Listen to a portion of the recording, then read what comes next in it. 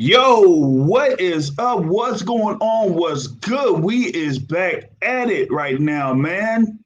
And this is the midweek report. And we got a lot to, go through, man. I know it's been a good little while since we done popped off with the midweek report. So we want to get things going and crack-a-lacking on some topics that are going on, man. And I think we got, one person ready to join in already, man. So let me see if they, are ready to, get cracking because there's like a lot of news that I gotta cover, man. And brother, uh, should be brother Mike here. You know what I'm saying? So, yo, Mike, what's been good with you, man?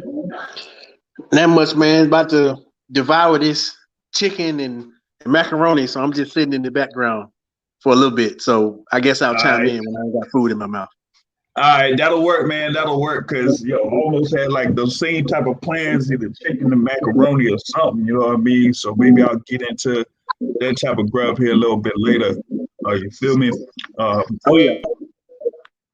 But yeah, I'm gonna, get on a few things here, a few topics, while you're, doing your thing, get your grub on and whatnot. Cause we got a lot of boxing news to, talk about. Of course, everybody is catching up to, the news about the undisputed super lightweight title fight that's going down. Of course, you got two unified champions, Josh Taylor, and you have, Jose Ramirez. They will be going at it. They, officially had the date for that fight. Should be around May 22nd. Of course, it's going to be a couple of weeks after Canelo faces Billy Joe Saunders, as that Canelo Saunders fight, had got announced after Canelo washed ad nauseam, right? And so you're gonna have that undisputed super lightweight fight. Jose Ramirez, WBC champ, WBO champ, and you got the Tartan Tornado, Josh Taylor, IBF champ and WBA champ, and that is going to be a very, very, very good matchup. Both guys, kind of like proving themselves in the super lightweight division, man. You have the thing there for Josh Taylor. A lot of people kind of like talk Josh Taylor in his run there at super lightweight, and he's even though he's there at 17-0, his last few fights he's fought Victor Postol, Ryan Martin, Ivan Baranchik, Regis Prograis, and Abner Konsong. And with all of those fighters put together, they only have one loss on the record, just one loss total. And so he's going up against Jose Carlos Ramirez, who is 26-0. So it'll be yet another undefeated fighter that he will be taking on. So that's going to be his fifth consecutive undefeated opponent there in this particular instance. So that's going to be, big for him if he is able to get this win over Jose Ramirez. Ramirez defeated Amir Imam for the WBC title, defeated Maurice Hooker to get that WBO title in 2019, then, had his fight against Victor Postol last year. So that's going to be the high-profile fight there on May 22nd, 2021. There, so undisputed super lightweight title, Jose Ramirez versus Josh Taylor, and this one is going to be, a lot bigger than, many would say what the last fight was for that undisputed super lightweight title. Yes, you did have Terence Crawford there, when he had all of the titles, but his, last particular fight, he defeated Julius Ndongo in order to become the undisputed champion there, as, Ndongo came in facing him with, a couple of belts, basically the same belts that that Josh Taylor currently has the WBA and IBF. But now it's, two guys that are very close to being even there in that super lightweight division. So I'm, looking forward to this particular bout between Jose Ramirez and Josh Taylor. I think that's going to be one that, a lot of people will, keeping their eyes on, just like they had when they built up the fight between Miguel Berchelt and Oscar Valdez. So I think, you're going to have another good one there. Now, the other news that has come down over the course of actually today is that Gervonta Tank Davis is in the works of having his next fight. And that next fight is going to be at 140 pounds. Yeah, 140 pounds, and he will be going up against the WBA regular champion, Mario Barrios. That is the plan there for Gervonta Tank Davis. Now, that is a very interesting bout, given that Barrios is, the WBA regular champion at super lightweight. Of course, we talked about who the super champion is there in Josh Taylor, but Mario Barrios, is a WBA regular champ. He did fight on that fight card of Tank Davis and Leo Santa Cruz. He beat Ryan Cowboy Carl. They're pretty much like beat him up in 6 rounds. And it seems like people are kind of trying to shit on the bout, which doesn't make much sense, because this is Gervonta Tank Davis, who fought at 130 in his last fight. Yeah, he fought Leo Santa Cruz. Yeah, it looked like he was highly favored in that particular matchup. But when they announced it, that Davis Santa Cruz fight, people, myself included, had doubts that he would make 130 pounds, but he was able to make 130 pounds. But now, even after you had Leonard Ellerbe talking about maybe you're going to have Gervonta Tank Davis fight at 130 for a little while, now you have this coming up, and this is kind of big, and people should not underestimate this particular fight. Now I want to add in another person that wants to jump in the fray. Y'all know him. He's the president of the Deontay Wilder fan club, representing the MVO from the Gloom Tomb, Boogie Down. It's Mr. Matthew Brown. What's up? Hey, what's going on, JR, man? I appreciate you having me on. This is a nice little tasty rumor, man. I like this. Yeah, it's tasty, but like some people don't think it's that tasty, man. I don't understand it. Well, I think the thing with Tank is, because he's PBC, and not only is he a PBC fighter, he's a Floyd fighter. Yeah. Basically, there's a vocal minority of crackers and cracker adjacent people, like the Steve Kims of the world, the Rick Glazers of the world, crackers, super crackers, that they only want Gervonta Davis to fight someone that they personally think can beat him. And the person can't be with PBC, or else they're going to find a way to shit on it. That's all you're seeing right now. Oh, man. Yeah, that's the thing. I don't know what happened there with the connect.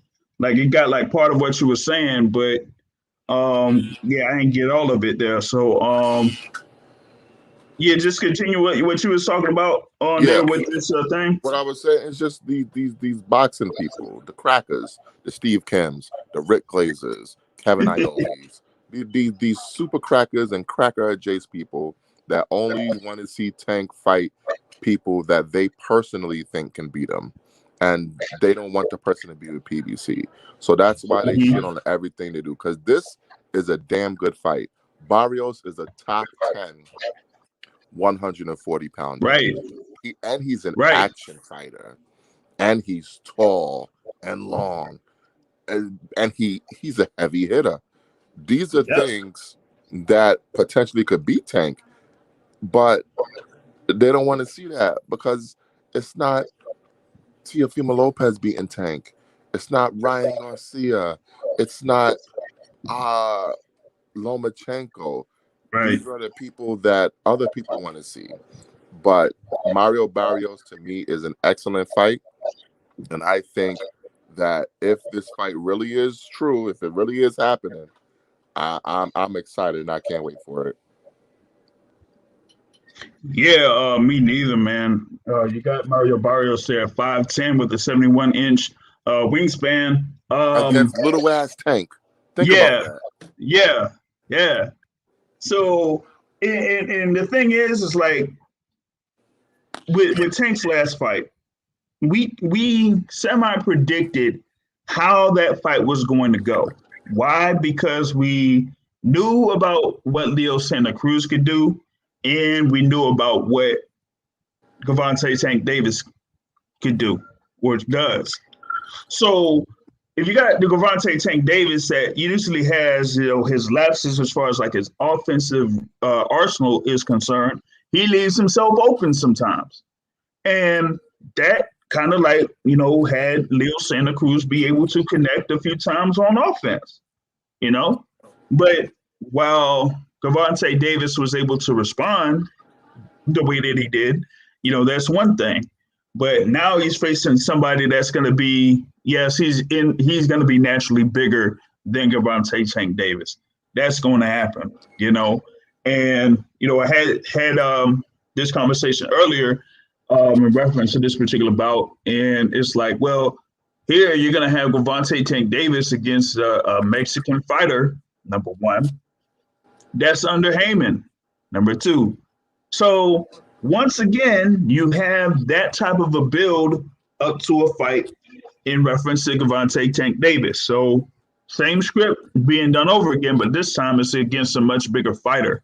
And that, people should not really sleep on this because, Mario Barrios is a dude that could really get at you. And what if Tank can't really hurt him? That would be another thing to think about. How would Tank Davis suggest that? And is Tank busy enough to give Barrios problems? Right. So, Is and this real though, or this just like somebody said it'd be nice if this happened?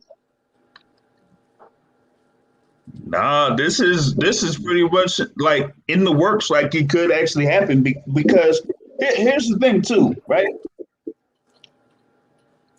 You had Gervonta Davis there, and whether he was going to be campaigning at 135 pounds or 130 pounds, what other potential matchups were out there?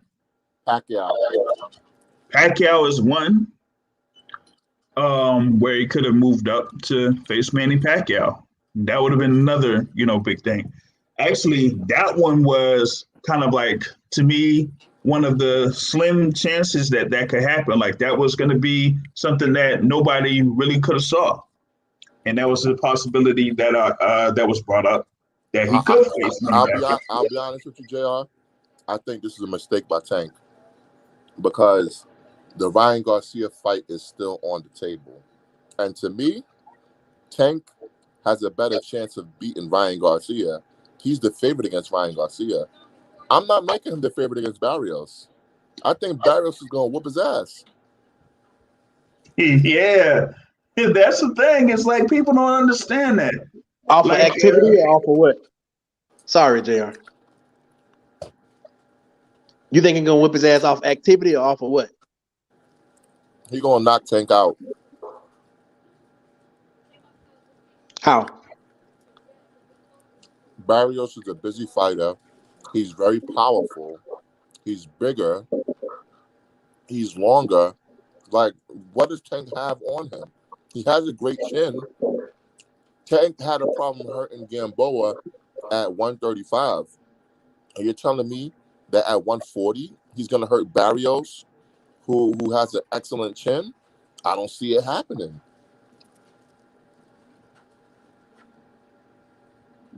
Yeah, and he's active too. Like I said, he's active like with Leo Santa Cruz.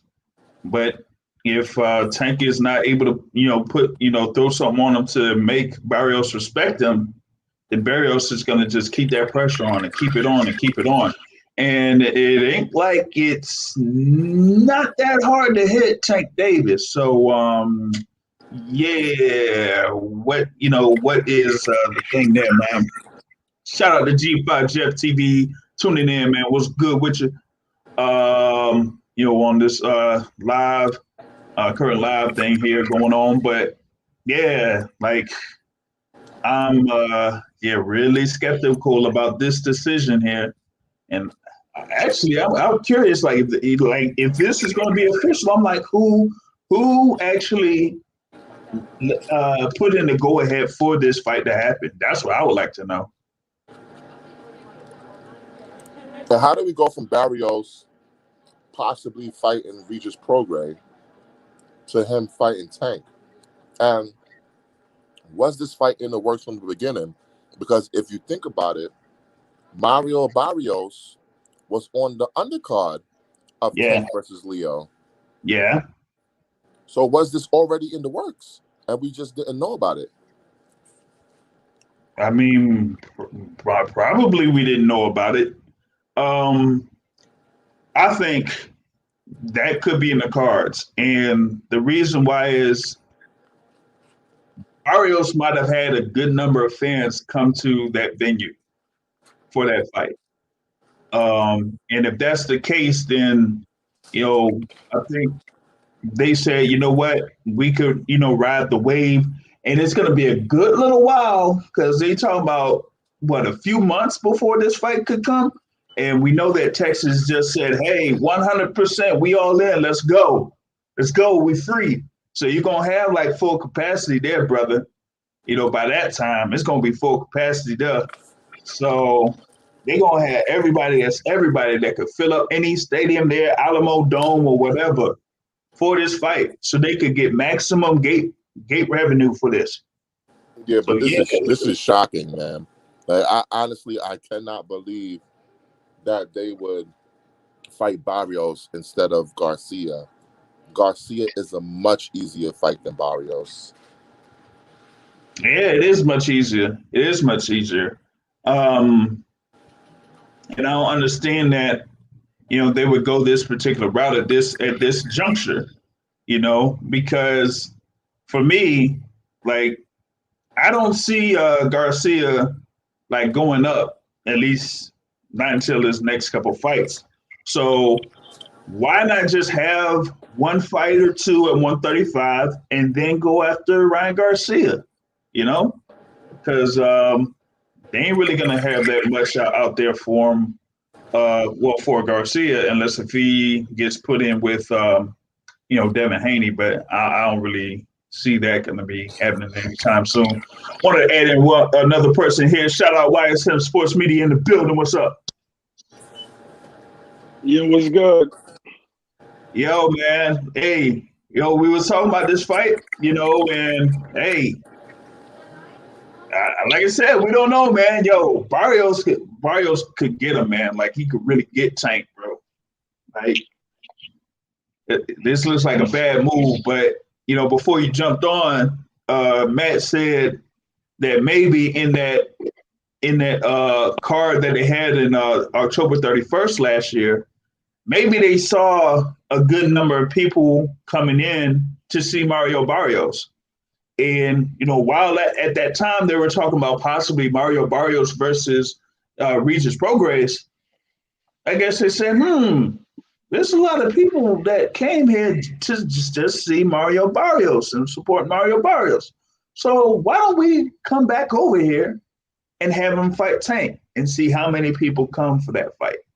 I think that was contemplated after they had Tank versus Leo Santa Cruz go down. Jay, I would like to vent real fast. Go ahead. I'm frustrated, right? I'm not a Gervonta Tank Davis fan per se. I'm not one of them guys that is really high on Tank. I'm not one of Right. those guys that's going to say Tank is the next big thing. But Right. what I am is fair. And I criticize when needed and I praise when needed. This kid, Javonte Davis, needs to be praised for the kind of risk that he's taking right now. And all I'm seeing is criticism. So let me get this straight. The narrative was he's only fighting small guys and knocking out guys that's moving up in weight and pulling 126s to 130 and 135. Okay. Now he jumps up 2 weight classes and fights a dangerous 140 pounder, big 140. And all I'm hearing is, oh, why'd you have to fight him? Why didn't you fight Gary? Why didn't you fight Chris Colbert? You should have fought this person and that person. Are you fucking serious, yo? Just say you don't like him. Just say you hate the dude. Just say, I don't know who Mario Barrios is because I'm a fucking casual. Just say that. Just say that. But don't tell me that this isn't a good fight. Don't tell me that this isn't a dangerous fight because it is. He can lose this fight. Yep. And as mentioned earlier, Mario Barrios is a top 10 fighter at 140 pounds. Top 10. This ain't no slouch. This ain't no pushover. He is a viable, very viable, very highly ranked contender to me at 140 pounds. Just stop the picking and choosing, Jay. Just stop the picking and choosing. If it was Ryan, oh yeah, that's a good fight for Ryan. If it was T.O., what's the difference between Mario Barrios and George Kambosos? He's moving up in weight. He's taking on this guy.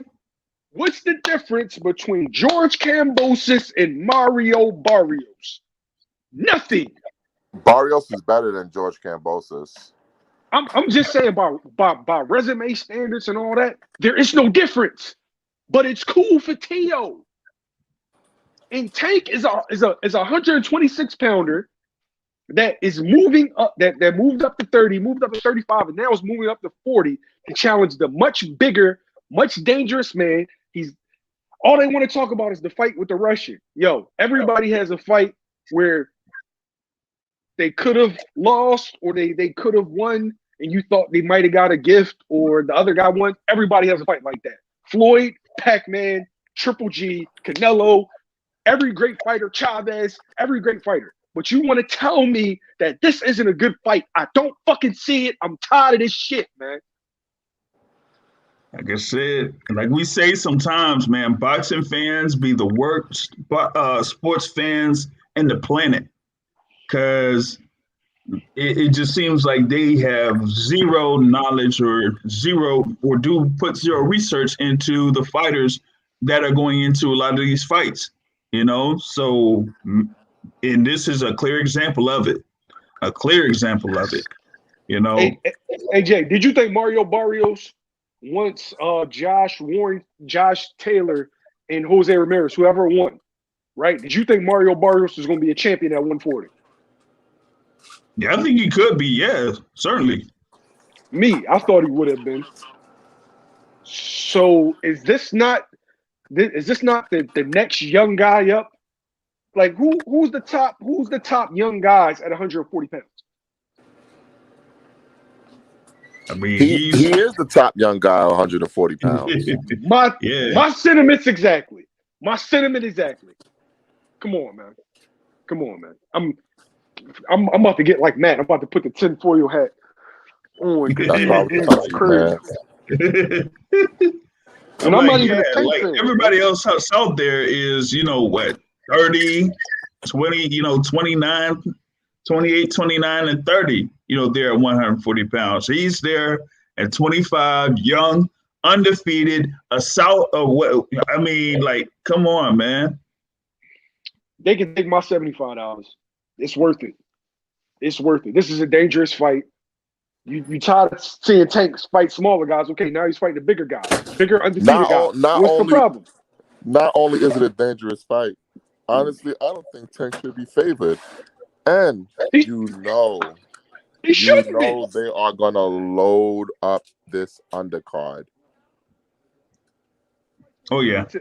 To me, they're going to put it in San Antonio because that's where Barrios is from, and Texas is wide open, like you said, Jr. This fight's going to sell. Yep. This fight's going to sell. Definitely gonna sell, man. Like, I don't see why, a lot of these fans just don't understand it, yo. It's just a bad look when y'all don't see that Mario Barrios is a very dangerous fighter. There at 25 years old, man, and could, is very active and has pops behind his punch. No, you know what he needs? Knock you out or beat you down. He needs to be doing TikToks. He needs to be doing body shot challenges with celebrities. He needs to be just calling out guys that he has no intention of fighting. All the things that they hate that certain fighters do. No, he needs to be doing that for people to understand that he's a good fighter, because that's the only way that he's justified to fight Tank. Because I'm gonna go out and say it: Mario Barrios is better than Ryan Garcia. Let's have that conversation. Yeah, man. We should just have something like that.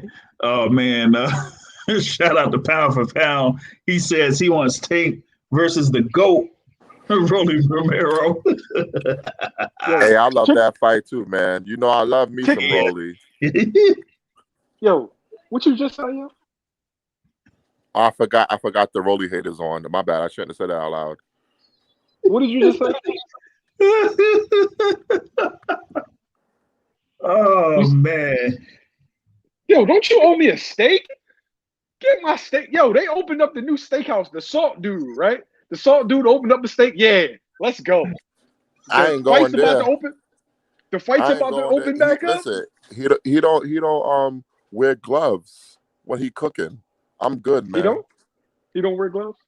No, no. Hell, he ain't touching my food. Bro, no chef wears gloves, right? No chef wears gloves. In New York, right? They're required to wear those black gloves, man. No, I don't know major chefs that wear gloves, bro. I don't think they do. Well, then we ain't going to a major chef, man. We're gonna go to the bodega. Is that where we going? Yeah, get you a chopped cheese. You know the vibes. First off, ain't no Philly dude ever eaten something called a chopped cheese. That's number one. I'll get you a cheesesteak. It got the word steak in it. I'm not eating no cheesesteak outside of Philly. You crazy? Oh, come on. This guy. Like, that's blasphemous. How does that work? No, they wouldn't let me back in the hood for that. No. Come on, man. From a cheesesteak from New York? Bro, he talking trash, right? But I guarantee you he won't eat pizza outside of New York. Nah, I don't. Exactly. Yeah, but he don't go outside the Bronx though. Barely. That is true. This is true. That's also true. Can't lie. He barely goes outside the Bronx, so how is he gonna try some other type of pizza, man? But yeah, man, like I don't see how people are not really getting into this fight. And like y'all have said, opening line should have Barrios as the favorite. They won't, but they should once it's official. You know what I mean? Listen to me. It could go bad for Tank. And what I was trying to explain to Pound for Pound was if he's looking at it from the aspect of Gervonta Davis, Floyd's going to protect Gervonta Davis, and there's more money in Gervonta Davis winning. I don't think that's the case. If Mario Barrios knocks Gervonta Davis off, he's going to be a big name immediately. So there's money in both of those fighters winning. So I look at it as whatever happens, happens.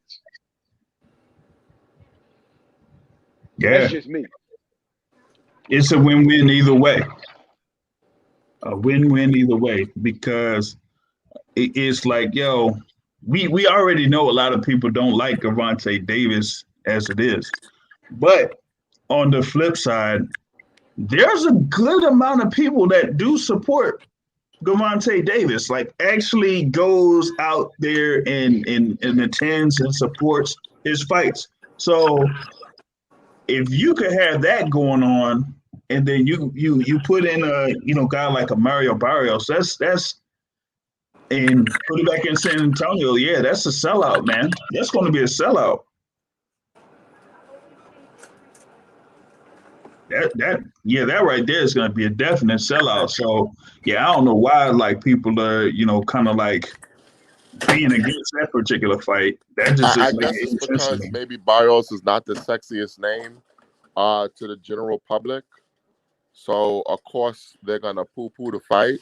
But this is such a good fight. I'm telling you, listen, I hope that Tank is favored because I will put money on Barrios. I would too, man. I would too. Y'all I realize would. Tank is only 5'5"?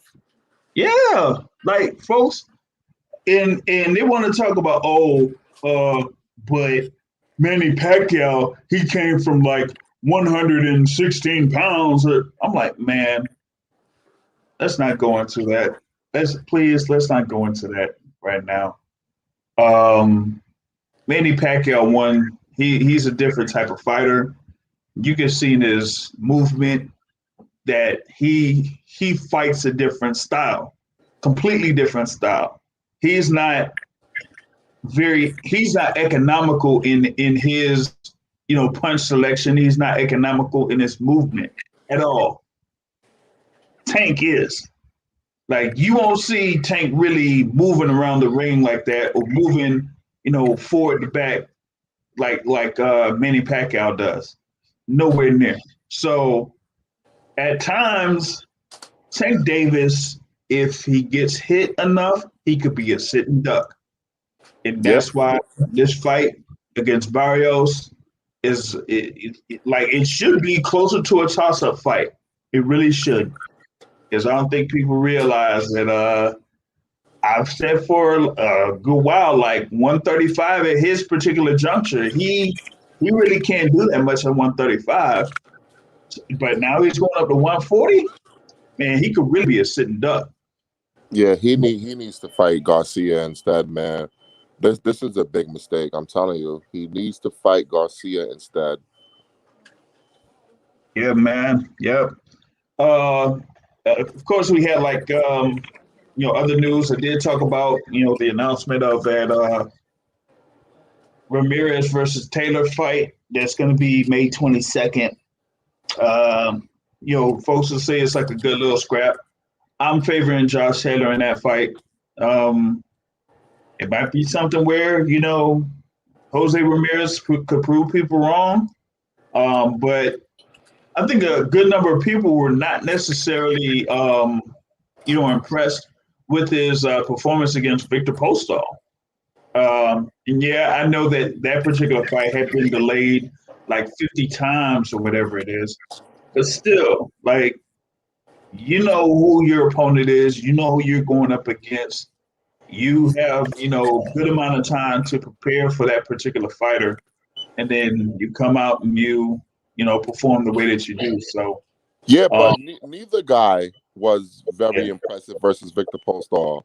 Josh Taylor went life and death Josh with Taylor Victor was Postol leaving. too. Yeah, but for me, it's almost like the momentum that Josh Taylor is having kind of seems a little bit bigger. I'm not counting that Appen and Kong song fight. I'm not like, come on, that was just a pure giveaway, man. Yeah. That was a gimme fight, but it was performances against Regis Prograis and he fought Baranchik, as well. Like he's kind of riding high right now, Yeah, but did he beat Prograis? I said he didn't. I said I didn't say that he beat. Yeah, because I understand he got the decision, But if you would have gave it to Did he Progress, really I wouldn't be mad. win? Did he really win? I don't know, man. But yeah, they got that thing set up. Uh, Shout out to the Rumor Report. The Rumor Report who hit me up. Uh, he hit me up direct hours, pretty much like mere hours or minutes before they made the official announcement for Andy Ruiz versus Chris Arreola. Pay-per-view, yes, pay-per-view. April 24th. I thought it was going to be around April 17th. They put in April 24th. But I mean, it's the fight that that could have happened a year ago. And it could have happened on Fox. Yeah. Well, it could have happened on Fox, but the reason that I feel like it's on pay-per-view is because of Andy Ruiz's price point. I don't think that he was going to go down from $8 million or $7 million down to below 1.5 or whatever it is. I think his purse for this fight is going to be at minimum 2 million plus whatever pay-per-view he gets. So with it being like a $2 million minimum guarantee, they said, hey, we got to put this on pay-per-view. Outside of that, yeah, if it was on Fox, it would have been great. It would have been your dream, like the fight between Arreola and Kalnaki. Oh yeah, two big dudes in the ring. Yes, bumping meat, bumping meat. Oh man, but yeah, man, I don't know, man. But at least, I mean, we're gonna see, Andy Ruiz there, in his first fight with Eddie Reynoso. He showed something in his stories on Instagram that was about like 2 seconds. I don't know, man. It was like 2 seconds, man. Where he showed himself. I don't know if he lost significant weight or not, but we gonna see. For real. But I think with Chris Arreola, this is just this is gonna end up being his last hurrah. They promised him one more, I guess, fight of this magnitude. And this is what it is. So yeah, but I'm just disappointed it's pay-per-view. The only areolas I want to pay to see is on a woman. So do I. I'm a little disappointed. I'm a little disappointed, but you know what? There's got to be a market for it. The Mexican people support their fighters. PBC is going to stack the card with a lot of Latino fighters. You're going to have Lara, Jesus Ramos, Abel Ramos. You're going to have a lot of Latino fighters on this card. So it's the market. Listen, we're not the market for this one. Right. So I'm not going to complain. That's like me getting upset when these crackers was complaining about the Charlo doubleheader. They want the market for it, so I'm not going to be mad at them. Right. Yeah, it's not for y'all. It wasn't for y'all. So don't complain about something that ain't really for y'all. Either you support or you don't. That's what it is, man. So I mean, you did have that. We also had I guess this is the Twitter beef of the week.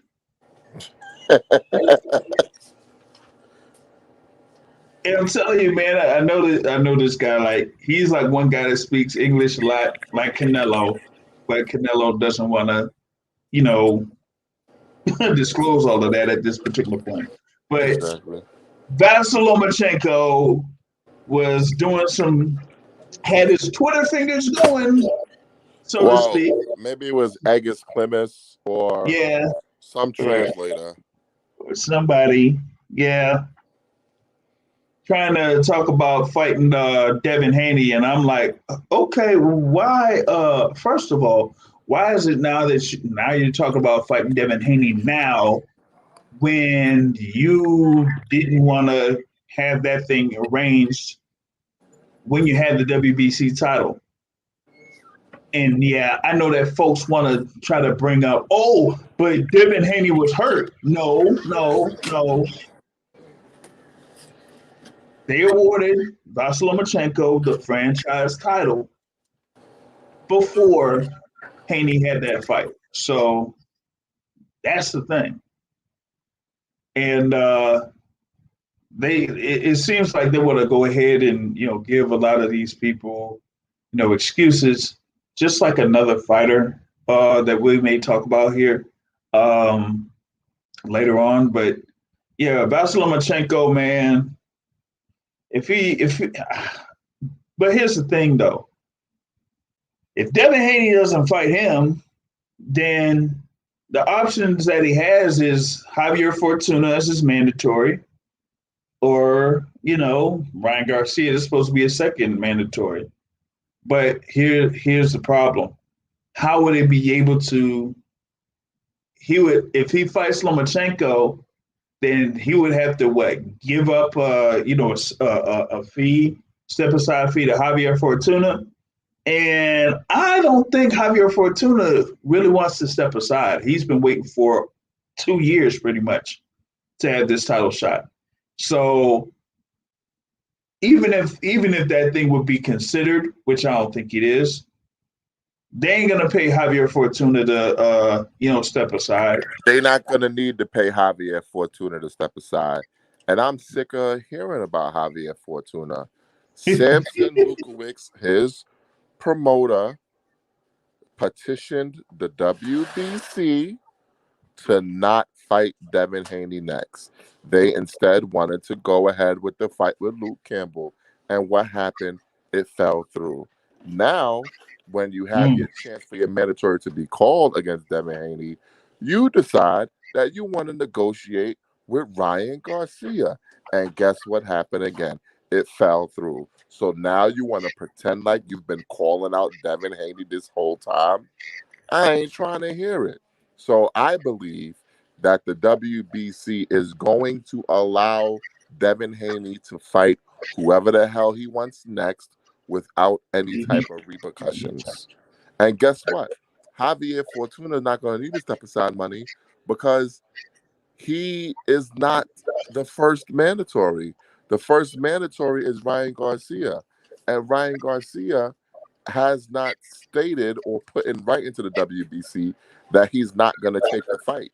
So what's going to happen is Devin Haney is going to announce, sign, and have his fight before Ryan Garcia even decides to make a decision. So Javier Fortuna, kick rocks. You got what you deserved.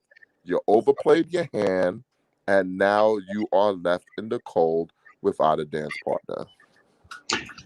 Well, there's also one thing that did happen with a potential fight that Javier Fortuna could have had that fell through because of COVID. But he had this fight with Jorge Linares that was supposed to happen, but it fell through due to COVID. And that was supposed to be, I guess, for the what is that? One of those other WBC belts that they got, the diamond belt. Yeah, it was supposed to be for the diamond belt. The diamond belt. And that fell through. And Javier Fortuna ended up having some type of fight that was on Fox Sports 1 or Fox Sports or something. Fox Sports 1 or 2 against a roller, just basically a jobber, squash match. Yeah, and he got that, and then that went through, and he had a chance, and he just gave that up, man. Another person adding on to this midweek report. Shout out to brother Terrell out of Tampa, man. What's up? Hey, what's up, guys? Just checking in, just trying to get all the latest updates on the great sport of boxing, and not to talk about the events of the past, of course, and move forward into 2021. Yeah, man. I was going in here about what's been happening on you have Mr. Devin Haney and Vasyl Lomachenko supposedly going back and forth on the Twitter sphere like they're going to fight, but maybe they'll fight, maybe they won't. But It who ain't knows? happening. It ain't happening. Come on, JR, you got to be realistic about it. I mean, we're talking about Bob Arum here. All right, let me ask you a question. If Devin Haney and Lomachenko fight next, what channel is it going to be on? You know what channel I wanted to be on. Let's get this thing on the zone, buddy. Yo, that would be the funniest thing ever, ever, ever if that would happen. But we know it's not going to happen. And why? Because ESPN and Top Rank just lost Teofimo Lopez to purse bid to Triller. You think they are going to allow another one of their fighters, Vasily Lomachenko, to fight on another platform? I highly doubt it. And we know Eddie Hearn is not going to let Haney go to ESPN because Bob Arum's not going to pay Haney and Lomachenko what Eddie will offer for the fight. So he's not going to let him not take the best monetary offer. So to me, this is much ado about nothing. This fight is not going to happen. And what's crazy to add in on that is this is exactly what is killing the best boxing matches. People like Bob Arum need to just go away. This is ridiculous. Just like with this getting upset about Hearn being on the Teofimo fight. It's a free country. It's a free right of business. Boxing is a business. He has a right to make a bid. I mean, of course, in business we know that you respect people's business interests, things like that. But in terms of boxing in a non-regulated sport, that in that sense, you can make a bid. It's legitimate. And then on top of that, just going back with Bob Arum again, just the fact that his fire that he spit against his fighter, Terence Crawford, the same hate and discontent spilling over with Teofimo Lopez, things like that. It's sad. He was killing boxing. He needs to just leave boxing, do a Don King, and get the hell out of here. I mean, it's just. I mean, I could be a lot meaner than that and said just need to run square and just die off. I won't say that. That's kind of what a lot of people think, but whatever. But it's sad, and there's so many good messages that we could be seeing, but people like this just get in the way of it, and in the end, we all lose in terms of seeing the message that we desire and message that should be made. When you go back to Wilder Fury, right? Simply because there was so much money to be made, they made that happen. But for these lesser matchups that likely don't generate as much income, they don't care and just ego gets all in the way. And in the end, once again, boxing fans lose. Sad. Yeah, I mean, you have ESPN and Top Rank has had, their temporary quote unquote victories as far as, fights like the Valdez Burchell fight.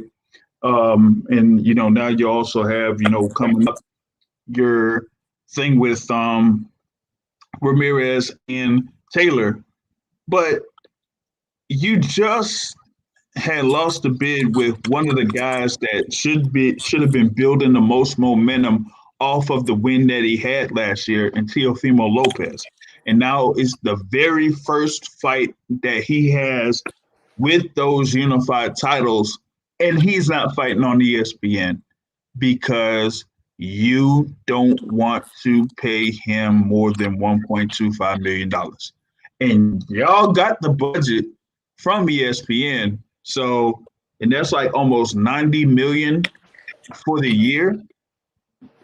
And you mean to tell me that y'all can't put something together where you could have had Teofimo Lopez on, whether it's, regular ESPN or pay-per-view, and give him a, minimum guarantee of shoot, 1.7 to 2 million. He could have been okay with 2 million, or he could have been okay if y'all communicated with him. But he said, like the other day, he said, listen, it could have been cool if you had Todd DeBow didn't step out and open his mouth and talk spicy. But him talking spicy like that, Teofimo Lopez said, you know what? I'm good, man. I got this. I got this deal. I'm going to be fighting. I'm going to defend my titles. And then after that, I'm out of here. And that's what he's like right now, you know. And that's bad, you know, having guys like DeBoth and maybe a Carl Moretti that is kind of like saying, this is how we're going to treat you.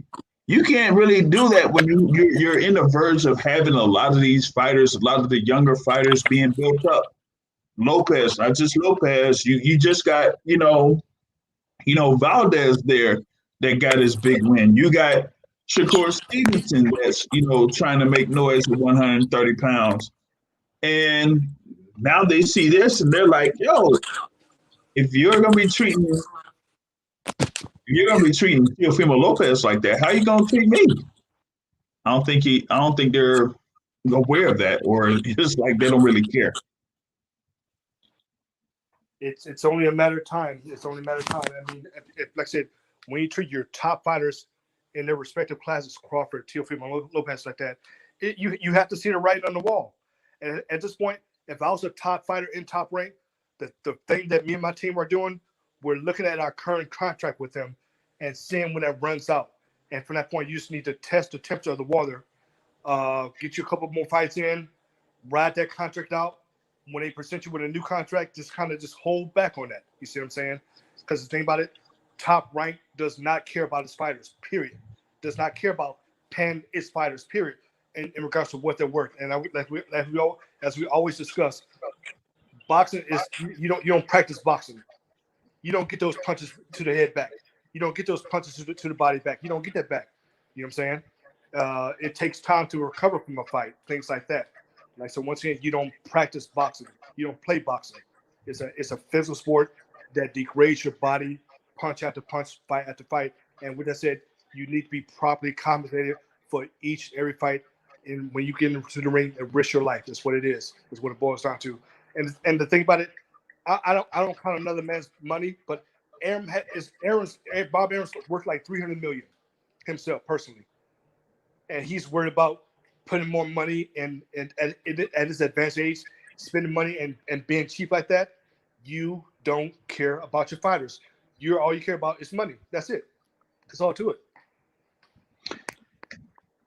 And, you know, in this particular deal, it's not like everything that is being handed out to him is being spent by him. So, like, ESPN handles a lot of the back end as far as like production and equipment and things like that. So a lot of that operating budget he has, he could spend it on his fighters, but he doesn't. They could have like some type of a guarantee as far as like how many dates that they could put up, but that still doesn't, you know, account for, you know, the guarantees that he could have for a lot of these fighters. So, you know, for example, I'm like, Oscar Valdez just had his big win. He's going to have a lot of momentum going into his next fight. So how are you going to be able to properly compensate Oscar Valdez? Maybe it won't be that much, but, you know, depending on who he faces next, you might have to fork out, you know, a good amount of money. It's not going to be easy to secure him for a fight of magnitude like a Shakur Stevenson, or, you know, maybe a Jamal Herring or, you know, Carl Frampton or whatever. But it could be even worse if you have that Herring Frampton fight and Shakur Stevenson fights one of those guys and beats him, becomes WBO champ, and then they have a unification. Now what are you going to do? How are you going to pay those guys? It's a very messy situation here with Teofimo Lopez, and it's not like, you know, the issue shouldn't really be Triller outbidding Top Rank or even Matchroom outbidding Top Rank. Um, the issue should be the thing there with Top Rank putting up that minimum, because now it's like, oh, okay, Lopez is getting this amount. Cambosis was going to be getting a certain amount. Now both of those guys are pretty much over.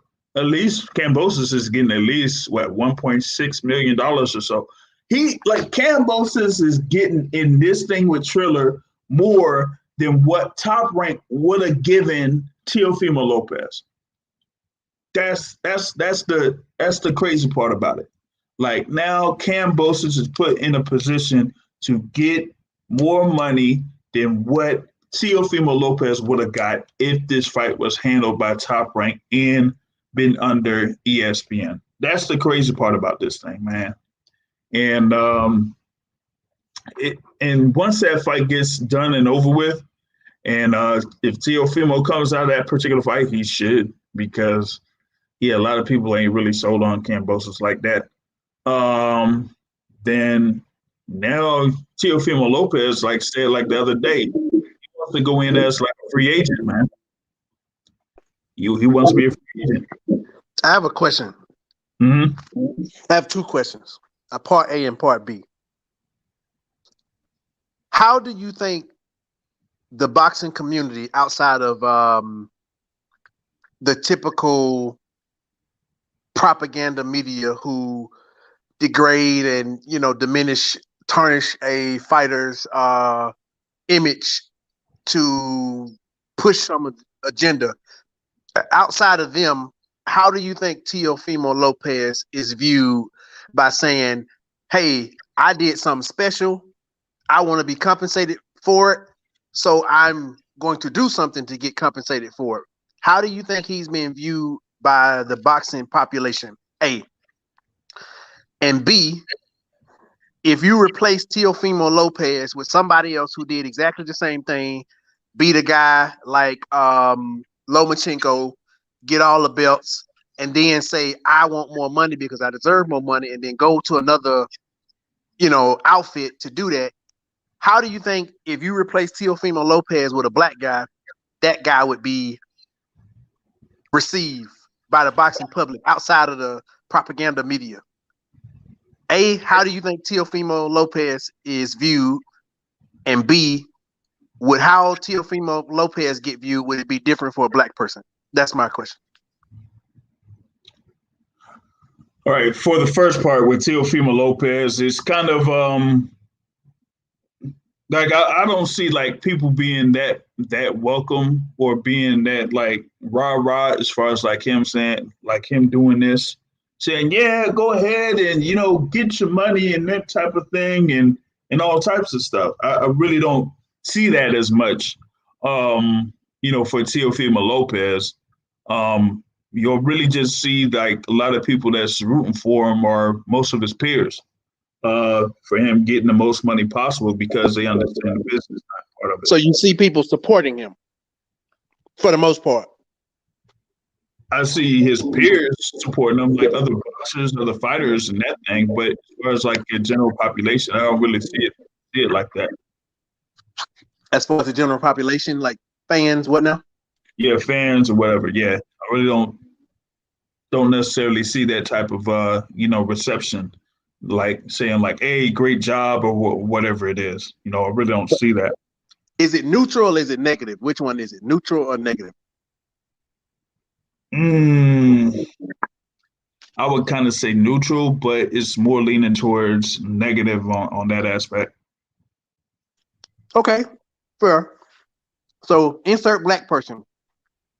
How do you think he would be treated by his peers and the public?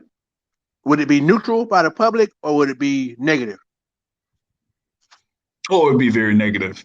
Very.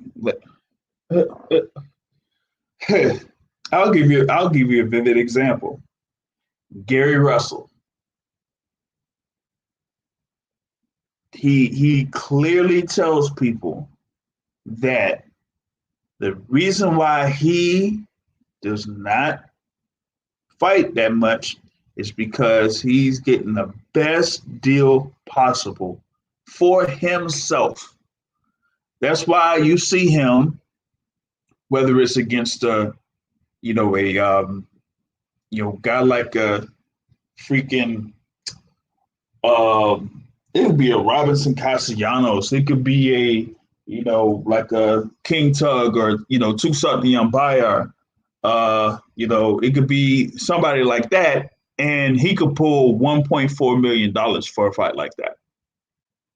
Like 1.4.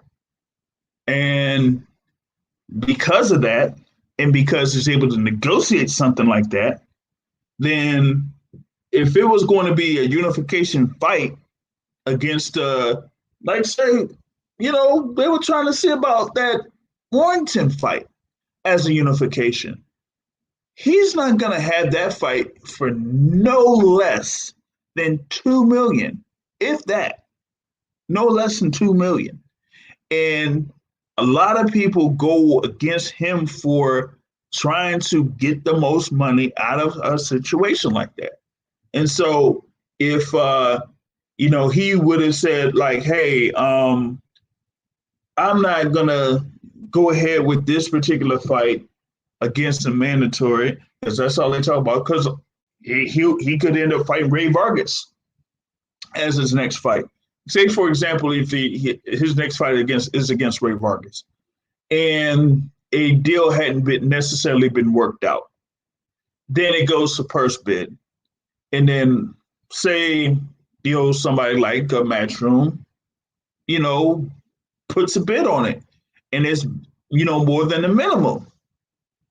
And they win the bid, or Triller wins the bid, or anything like that. And instead of him getting 2 or 2.1 million, he could get 3 or 3.5.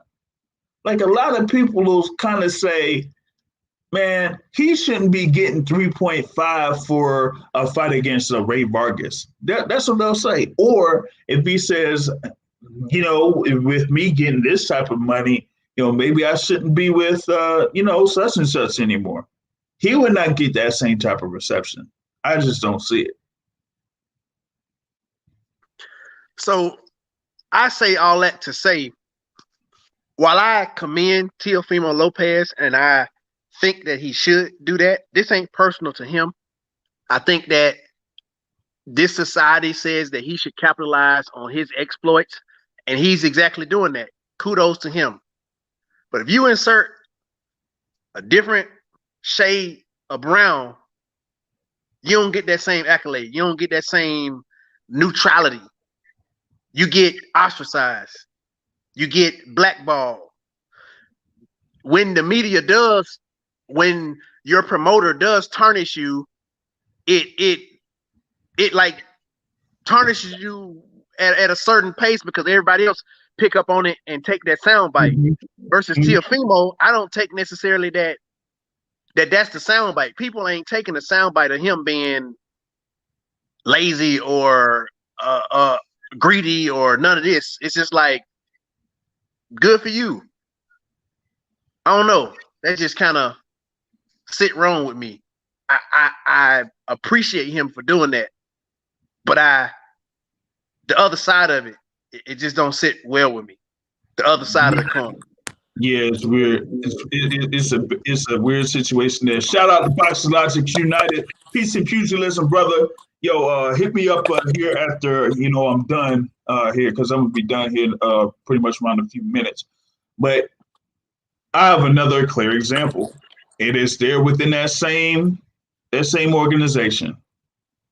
Right now, you have somebody that's near the end of their contract by the name of Terence Crawford. Now, Crawford could possibly be fighting Sean Porter if the WBO says, hey, Sean Porter is a mandatory. They've already sent offers, and Porter has declined them. And I need to see if Porter has said anything else in reference to that subject, so I'm gonna be looking out for that as well. But that fight, if they go ahead with the mandatory and everything like that, that could go to purse bid as well. And we all know that Top Rank, Bob Arum, gives Terence Crawford a minimum of $4 million. And he said, hey, $4 million, I could get a house in California because I'm just, losing money, paying Terence Crawford. Okay, cool.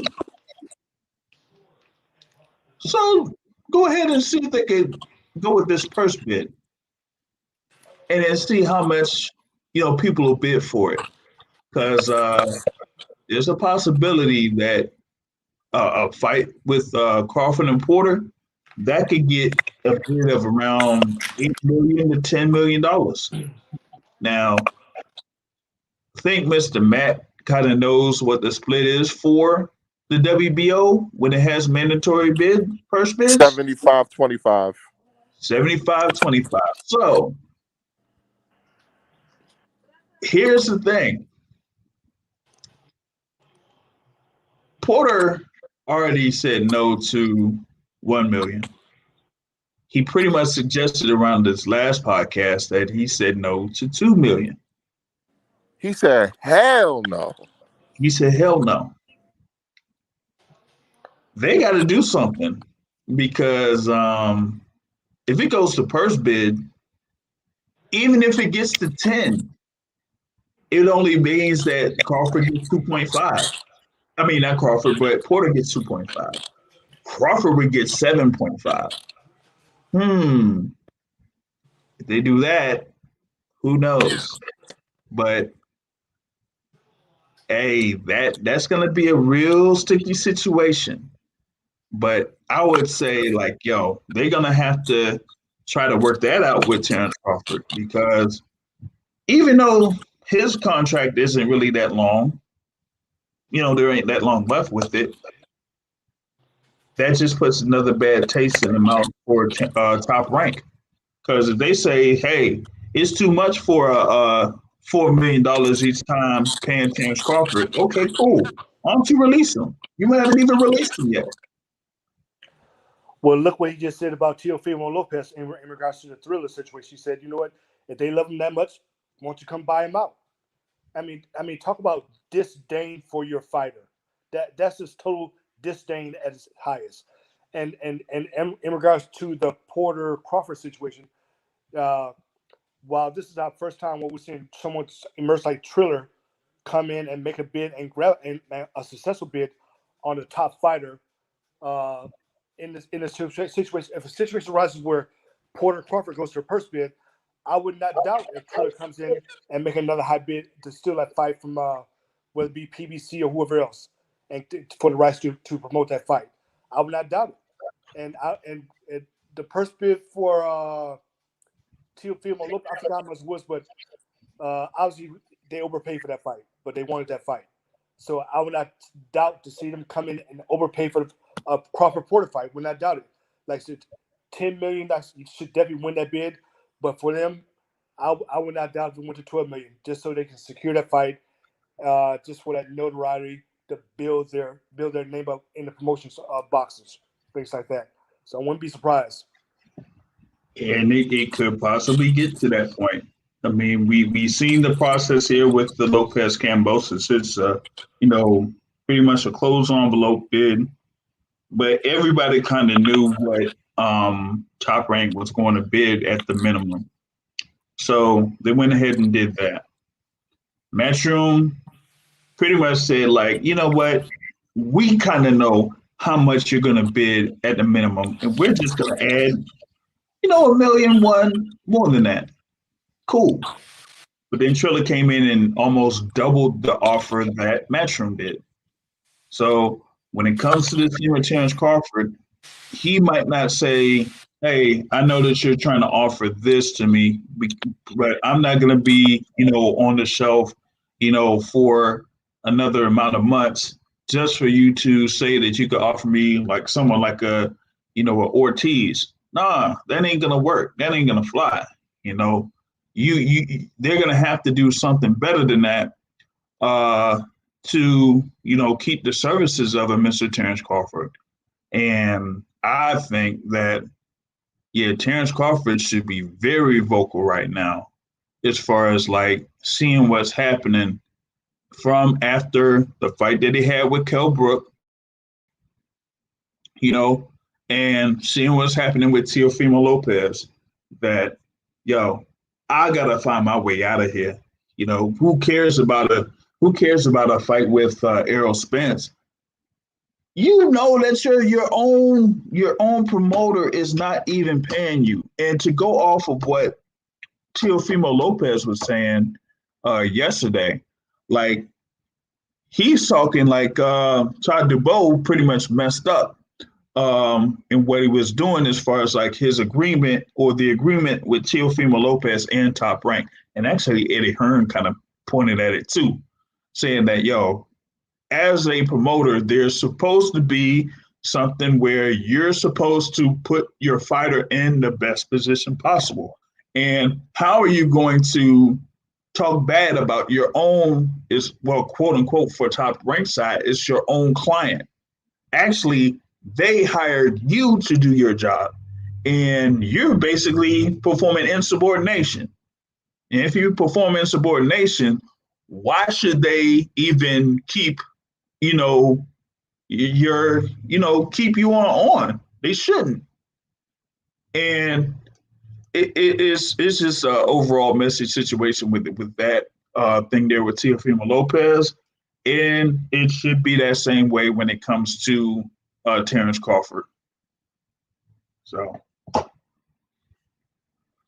that's what I got for this version of the Midweek Report, closing it out, man. Big shout out to everybody that's jumped in here, man. I'm going to have this thing should be available for those listening, because I'm going to just have this on here for YouTube for a little bit, and then it'll be available on demand there on, of course, the thing for Anchor, or it's going to be on iTunes too, so y'all be able to listen to everything that we have on that channel, plus Midweek Report. I'm going to see if I could just get more of these Midweek Reports on there too.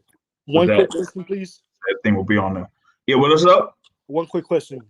What is the possibility that Matt can get Kownacki on the undercard for Areola Ortiz? Let's do it. Let's see Kownacki versus Helenius Part 2 on the undercard. Real talk. He's been out so long. He needs to come back and put his name out in that heavyweight picture again. It's time. Yeah, it's something. I mean, and man, it's almost been one full calendar year since that fight. So yeah, he needs that get back. You know what I mean? So I think that should be in the plans for Mr. Adam Kownacki to get back at Robert Helenius there. So yeah, I think that should be another one, because once again, it has the possibility of two big dudes in the ring bumping meat. Yeah, I said it. But on that note, man, we out here for this particular Midweek Report. It should be like I said, it'll be available later on the iTunes joint. So subscribe to the Boxing Source on iTunes. It'll be available there. And I will catch y'all later. Peace out.